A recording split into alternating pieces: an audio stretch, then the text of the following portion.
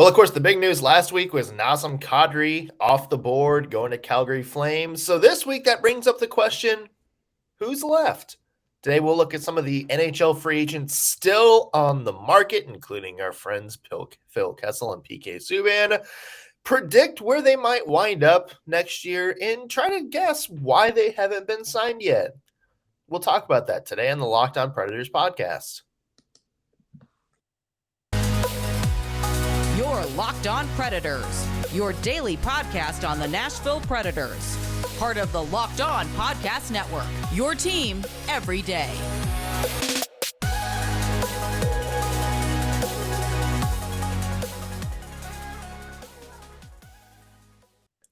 Thank you for making Locked On Predators your first listen of the day, every single day.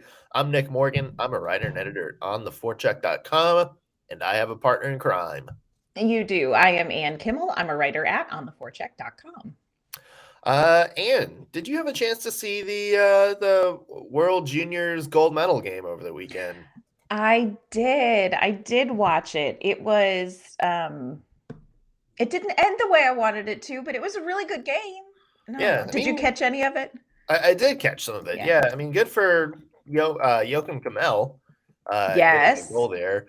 I mean, Canada winning it's certainly a thing that happened.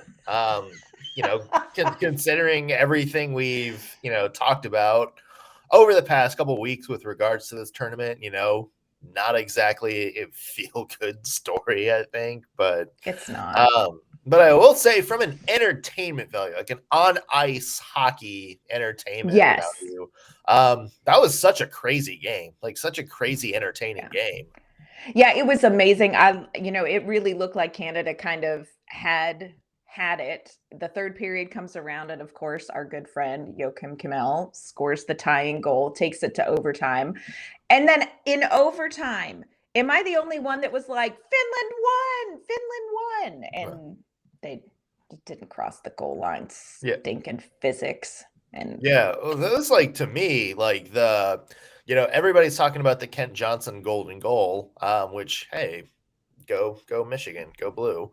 Yeah.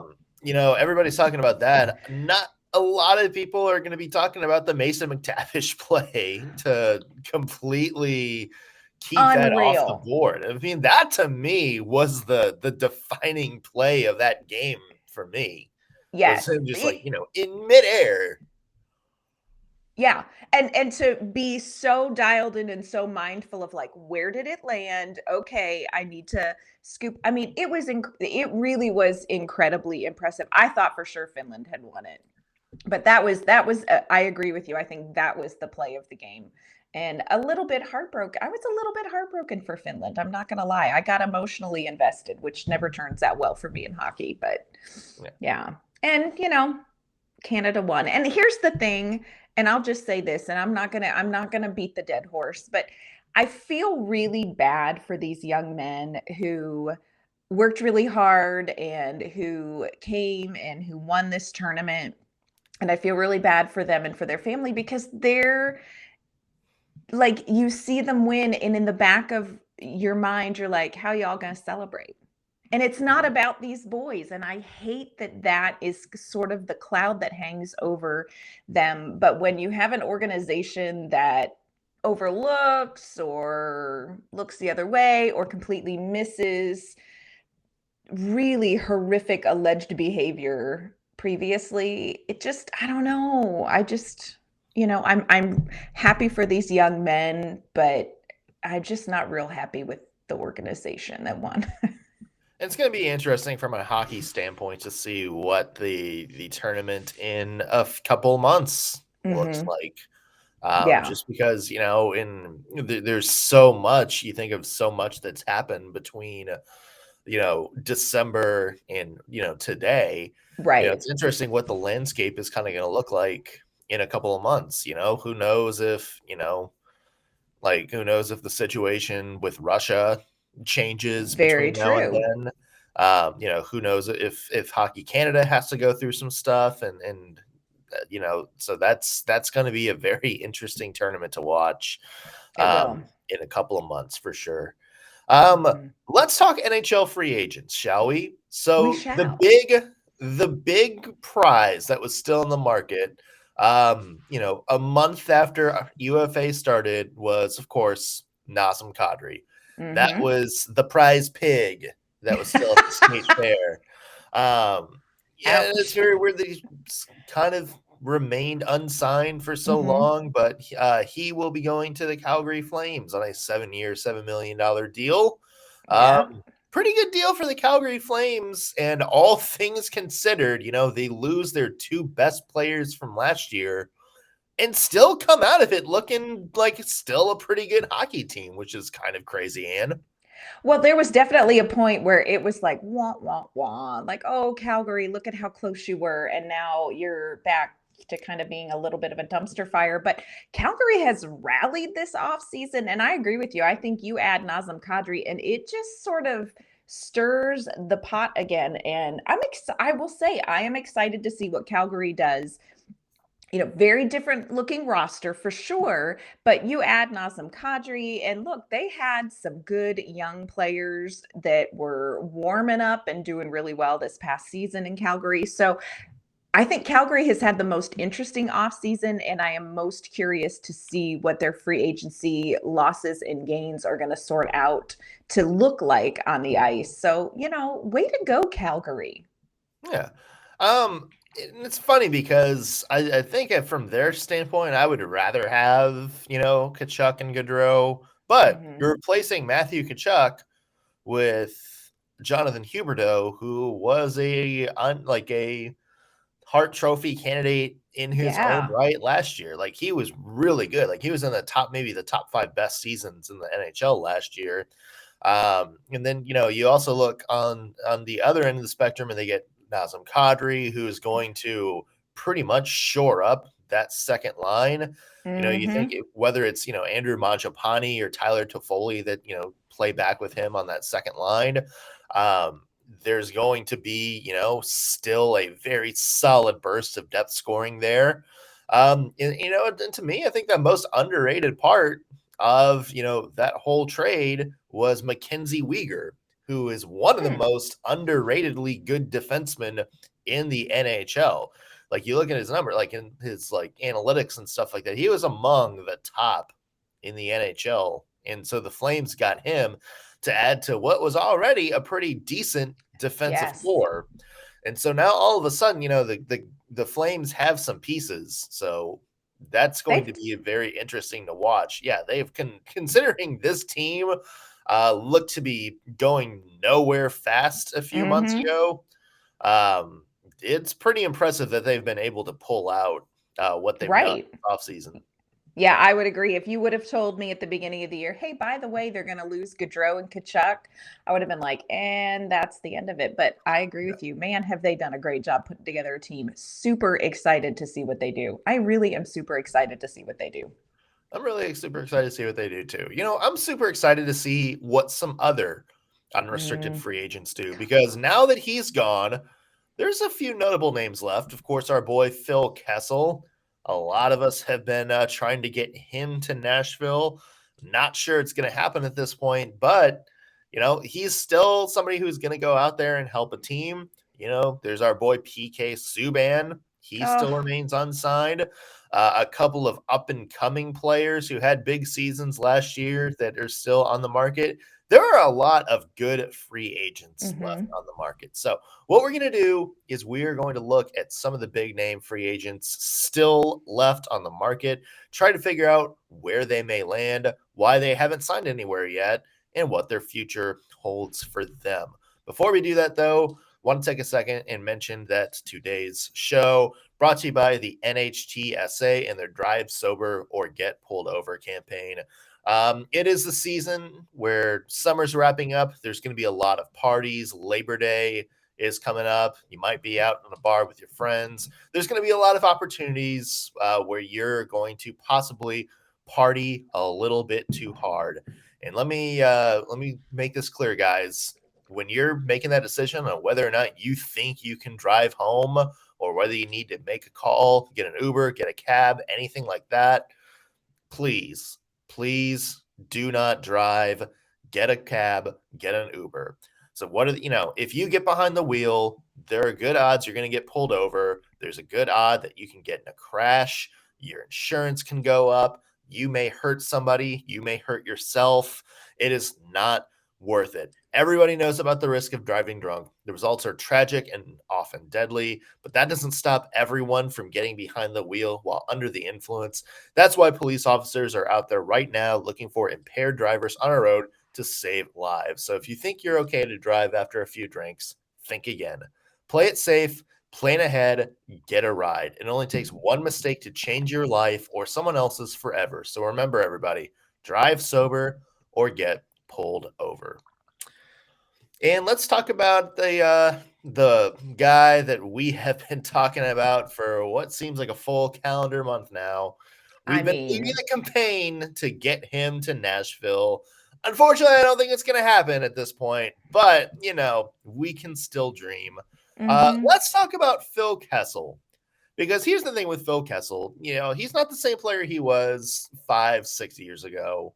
Right. But he is still a pretty good player. And you look at his stat line last year, because a lot of people were saying, oh, yeah, Phil Kessel, he's kind of like a shell of his former self and whatnot. You look at his stats with the Arizona Coyotes last year, he had 52 points. Yes. Which is pretty good for a team that had absolutely nobody on it last year. 8 goals, 44 assists, 52 points. Yeah, I mean, there's definitely still some playmaking and scoring value there. 44 assists. Come on the Arizona Coyotes, who have nobody to pass that it should to. be what gets you a statue somewhere. For sure. I agree with that. And true, Phil Kessel is not the exact same Phil Kessel that he was earlier in his career, but he's really transitioned from the guy who scores the goals to the guy who makes the plays. And am I the only one? I know I'm not, because this was all your idea. Credit where credit's due. Why in the world would Nashville not want Phil Kessel here? Yeah, I like what Phil Kessel brings. Again, not getting, prime year Phil Kessel, but there is still plenty of upside to him. And gosh, David Poile, pick up your phone. Yeah. I mean, why do you think he hasn't been signed yet? Is it really because, you look at the stat line, there's a lot of stuff there. Do you think it's teams just kind of maybe making him their plan B or their last resort? If we swing and miss on everybody else, here's somebody that we can get in to help us. Do you think he's being picky? Maybe he hasn't gotten a call from teams he wants to go to yet. What do you think it is? I think it's a combination of things. I think probably he was not top tier for teams that were going out looking for some serious offensive punch. So I do think that there's an element of he could be a plan 2A or a plan B. I think too, Phil Kessel is going to be picky. I think he's really going to want to be on a team that's competitive. He's been in Arizona for several seasons. I think he's not just going to say, hey, I'll go anywhere so I can play. So I think that there's probably an element of here are some places that I'm interested in going. I want to be on a team that's going to compete, that's going to make a playoff run. I also wonder if he is open to, and I don't know this, but I wonder, is he open to a really useful, important bottom 6 role? Or is he saying, no, look, I am not going to go to a team if I'm not a top 6 player, if I'm not getting top 6 minutes, if I'm not playing with top 6 players. So I wonder about that. And then, of course, for me, it's the factor of, if I were Phil Kessel and I was looking at a team, I would want to guarantee that you are going to let me start every game until I break the record. If you've played, 900 and some consecutive games, I would want some sort of no, seriously, you're going to tell me, you have to promise that I'm not somebody you're bringing in to plug in here and there when needed. I want a role every game until I decide I don't want to play every game. Yeah. That is a very interesting opinion too, because he does have that streak going. And we saw there was some sort of, I wouldn't say controversy or drama over the Keith Yandel thing last year in Philadelphia. It Because just if you wasn't watched his pleasant. play, like it was obvious, like the Flyers, their main. It was very weird. Like like on one hand, the Flyers obviously should be trying to play younger people, getting different guys a look. On the other hand of that spectrum, it's like the Flyers were out of it.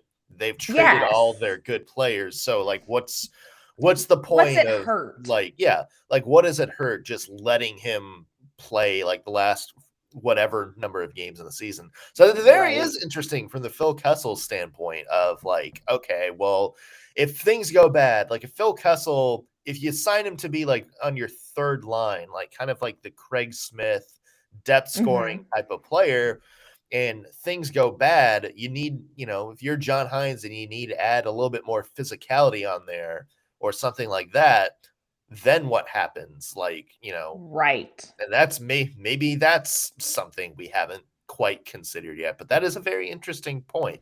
And I kind of agree with you too. Like, he probably wants to be, playing in a certain role. And there might be teams out there that are just like, look, like we have better options to be like, our number 2 winger or, our top Right. line winger. We see you as kind of more of a third line guy. And so, yeah, so, I think Phil Kessel is definitely going to sign. I think it's going to be like one of those like 1 year, $3 million deals, something like that. Right. A big pay cut for him. But he's going to be somewhere before camp opens, I'm sure, or maybe like right as camp opens. I'm not sure where. Maybe a team like the Dallas Stars. Oh. That is a team kind of desperate for depth scoring. They already had Joe Pavelski come in and have a renaissance year. They've kind of had trouble looking for guys to play with Sagan and Ben to get them going. I don't know. For some reason, that seems like a very like a Dallas move to get Phil Kessel and maybe see if he can unleash some magic and help with that scoring situation there. It feels like a Dallas move because it would crush my spirit, and that's all the Dallas Stars ever do is crush my spirit. So why do you think Nashville's out? Cap space. Come on. Yeah. I They're know. not going to have the cap space to make that move. It bums me out because I think he is still such a great fit. And I think long term, it would be really good for the Predators to bring him in, stick him on the second line just to start, just to kind of start the year. Let's not throw Phil Tomasino to the absolute wolves right out of the gate. Right. But who do you get rid of? Exactly. Yeah. Who do you get rid of? You're not making that move without making another move. Speaking know. of Nashville getting rid of players to make a move, PK Subban Oh, still on the block. Yeah, I mean, not the same player at all he was when he left Nashville, unfortunately. no. But can He's still not nothing. help a team. He's not nothing. Can still help a team in a good role. And Yeah. Yeah, no, I agree with this and look, straight up 100% biased. Like I know I'm not supposed to be biased, but I love PK Subban. So that's just where I'm coming from, people. 33 years old, like you said, not sort of the superstar that he was, and not even 100% sure he's going to sign somewhere. We're going to talk about that, but definitely has had a drop in points since he left Nashville. His 3 seasons in Nashville, he had 40 points, 59 points, 31 points, and then in New Jersey, 18, 19, and 22 points. So you're definitely seeing the bell curve come on down for PK Subban. But again, there's still plenty that teams could get from PK, not just on the ice, but I just think as far as leadership in the locker room. And let's face it, like PK Subban brings energy, he brings the sass, he brings the sauce. And so, I would like to see him play again. And I think like you, I think it's, this is going to be kind of a shorter deal, definitely less. I'm curious whether he will re-sign with the New Jersey Devils though. Will he stay? yeah, I mean, the Devils have some pretty good up and coming defensemen. And he made $9 million AAV in his last contract, and just $8 million alone in the last year of his contract last year. So there's going to be a massive pay cut involved wherever he Yes. goes next. So that's, I'm sure, probably one of the complicated things. I feel bad for PK Subban because he's still, one of my favorite players, one of my favorite Yes. Predators. Very jazzed to have him here. Very conflicted when he was traded away. Yes. If you feel bad for him, because this is definitely a player whose injuries probably shortened their time on the ice total. Yes. And it's at the point where it's like, it's not just, oh yeah, he's missing a lot of time with injuries. It's some of the injuries he's had have completely, kind of changed the way he's played. It's true. And again, like, he did play 77 games last year, but he's definitely, you watch him play, he's definitely lost a stride on his skating. His physicality, can't really keep up physicality anymore. But again, like, he is a very smart player, a heady player, good passing, like very good offensive instincts. There's a team out there that he can go to, maybe he's your second line player. Or, second, like maybe like a fringe second line player. Maybe he's just a really good, bottom line, fifth, sixth defense. And maybe he's the guy, he's first off when the power play comes on. There's definitely options out there for him if he wants to play again. And that's kind of like, that's the $1 million thing is, does he want to play again? Well, and I will tell you, coming up, I'm going to tell you exactly why I would love to see him back in Nashville. And look, folks, I know it's not going to happen. You don't need to message us. I know it's not going to happen, but I'm going to tell you why I wish it did happen. But want to thank you for making Locked On Predators your first listen of the day. If you want more information on free agents like Phil Kessel, like PK Subban, you need to make your second listen Locked On NHL. Locked On experts across the league give you a daily 30-minute podcast on all things NHL all year long. You can stay up to date on everything in the hockey world. Locked On NHL, your daily 30-minute NHL podcast.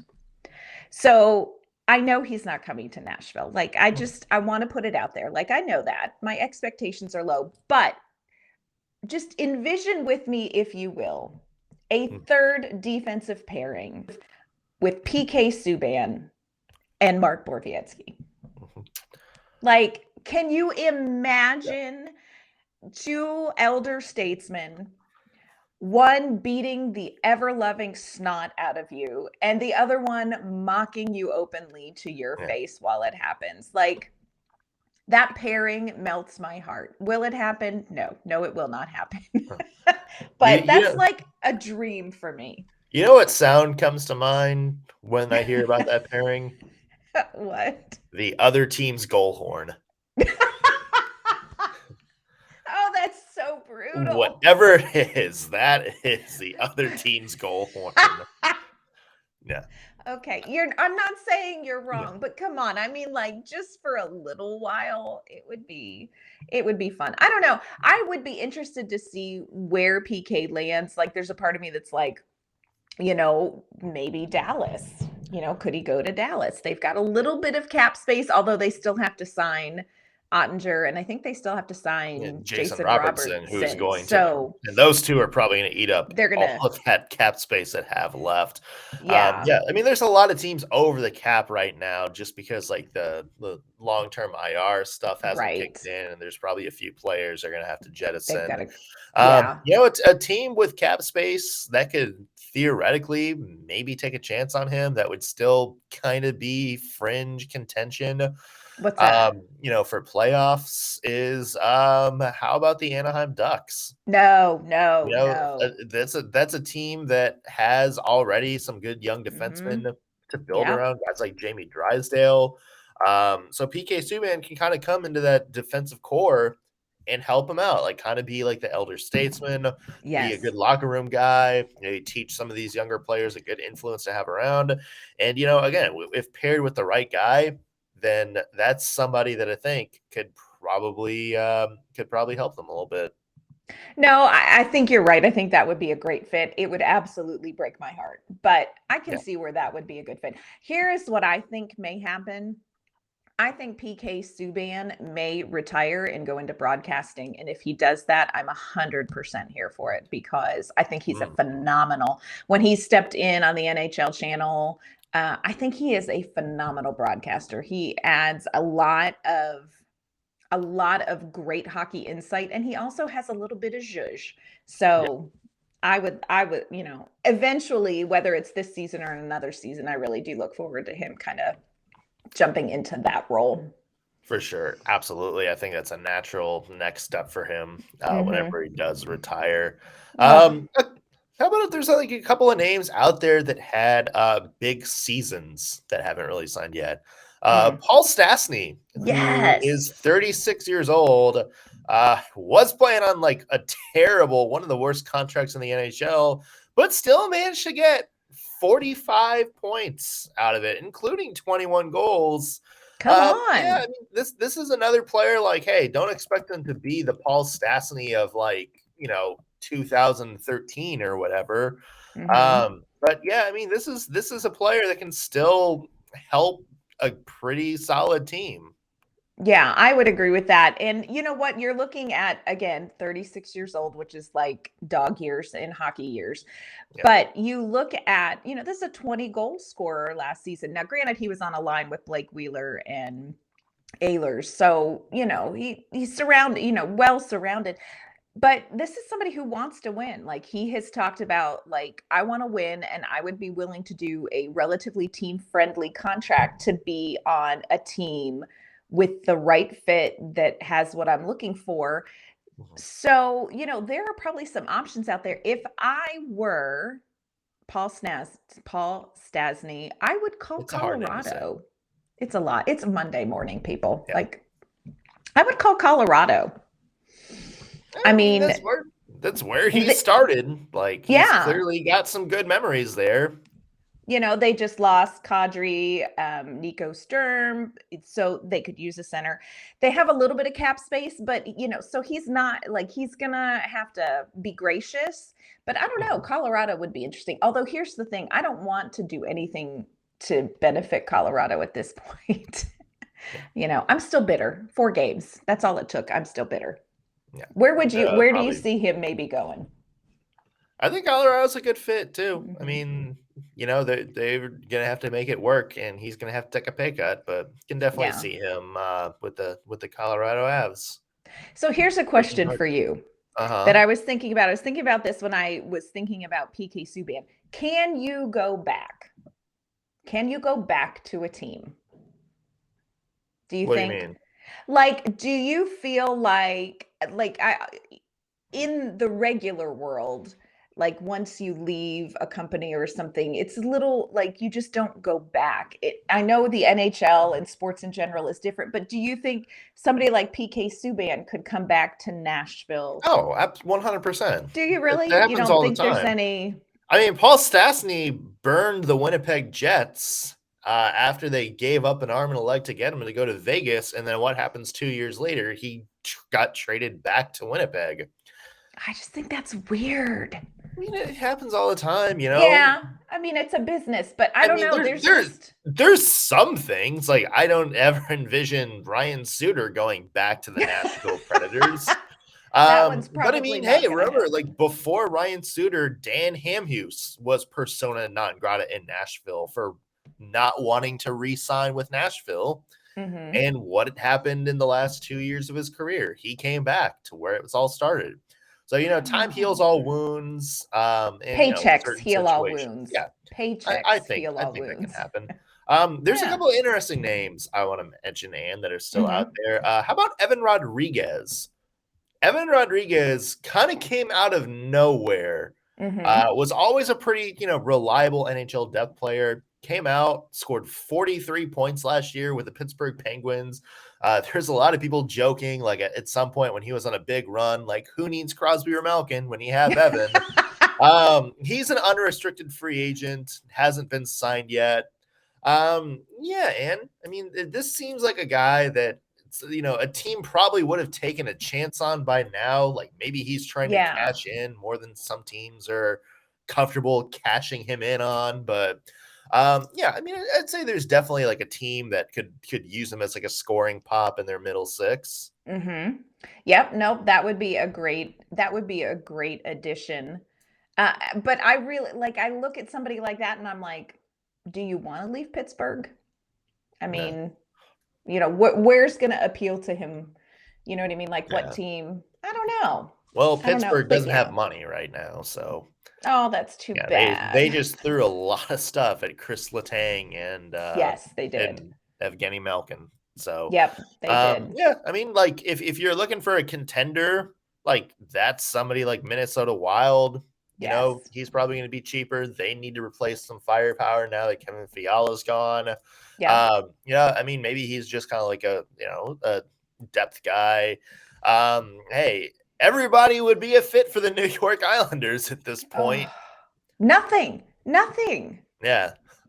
Oh, you can't say it's not from lack of trying, but I know, but wow. yeah, I mean, you and I might suit up for Mhm. them next year. I don't think that, yeah, I really feel for Islanders fans because, there's something about the off season where, it's hard to let go of some players, but you kind of get fresh blood and it just sort of breathes a little tiny flame of hope in your heart. Go Islanders. It's the You got feeblest nothing. Go Islanders I've ever heard. It's a rough off season for the Islanders. It's rough. Yeah. Last one, Sonny Milano. Love him. I love him. Yeah. He should come to Nashville. I know Yeah. it's not happening, but yes, I think he's a really interesting one, and it's interesting to me. I really have heard nothing about him, and he's somebody I think would generate some interest. Young player. He's not going to be super ridiculously expensive. I think he could be like an interesting investment down the road, but not. I've heard not much buzz about him. Yeah, it's interesting. It's he scored 34 points last year. Mhm. Was a very very good player for the Anaheim Ducks. Yeah. Excuse me, for a good player for the Anaheim Ducks.